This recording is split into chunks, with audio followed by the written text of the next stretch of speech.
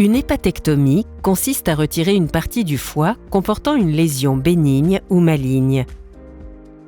Lorsque votre foie est sain, il est possible de retirer jusqu'à 75% de son volume sans conséquence. En effet, ses capacités de régénération sont importantes et il récupère 100% de ses fonctions en quelques jours. En revanche, si votre foie est atteint d'une maladie chronique, comme une cirrhose, ses capacités de régénération sont souvent limitées. Il existe alors un risque qu'il ne récupère pas suffisamment ses fonctions après l'intervention, entraînant une insuffisance hépatique post-opératoire.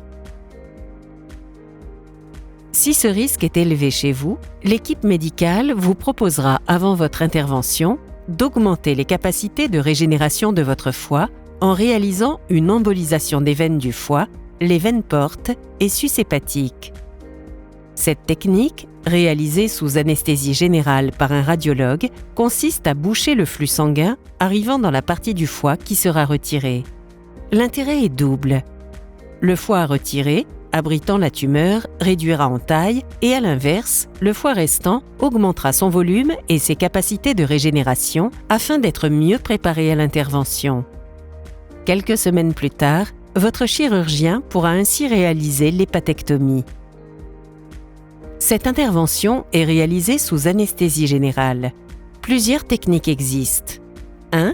Par laparotomie, une large incision de la peau. 2. Par chirurgie mini-invasive, en passant les instruments nécessaires à travers de petites incisions. Dans certains cas, votre chirurgien pourra s'aider d'un robot. Cette technique a l'avantage de diminuer la taille de la cicatrice et des douleurs post-opératoires, mais n'est pas toujours réalisable.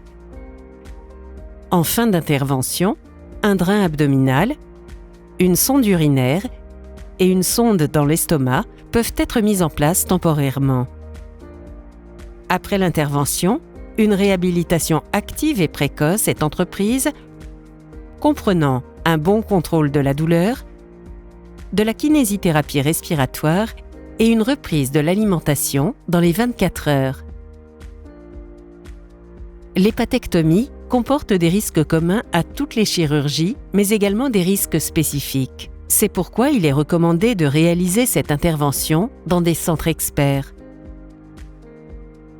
Dans tous les cas, ces risques seront évalués par votre chirurgien et votre anesthésiste lors de vos consultations préopératoires afin d'évaluer la meilleure stratégie à adopter pour vous.